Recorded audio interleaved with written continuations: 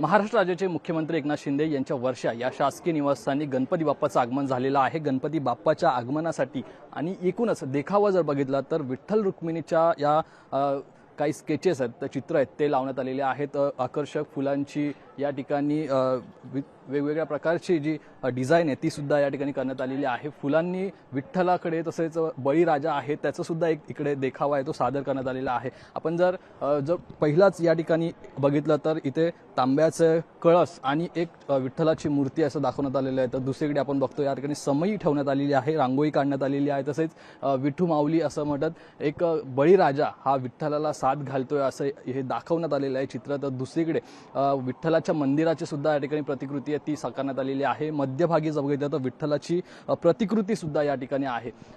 आकर्षक अशी एकूणच फुलांची या ठिकाणी डिझाईन आहे, फुलांची आरास पाहायला मिळते। इथून आतमध्ये गेल्यावरती गणपती बाप्पाचं दर्शन हे आपल्याला होतं। मात्र एकूणच वर्षा निवासस्थानी फुलांची आरास आणि फुलांनी हे वर्षा निवासस्थान सजवलं गेलंय। झाडं असतील, या झाडांवरती सुद्धा फुलांच्या माळा त्या लावण्यात आलेल्या आहेत। एक आकर्षक असं हे एक डेकोरेशन देखावा या ठिकाणी पाहायला मिळतोय। मात्र सर्व गोष्टी या पर्यावरण पूरक असल्याचं आपल्याला पाहायला मिळतं। इको फ्रेंडली बाप्पा असं एक देखावा या ठिकाणी मुख्यमंत्री यांच्या निवासस्थानी साकारण्यात आलेला आहे। कॅमेरा पर्सन हमीद मस्तानसह स्वप्नील जाधव, लोकशाही मराठी, मुंबई।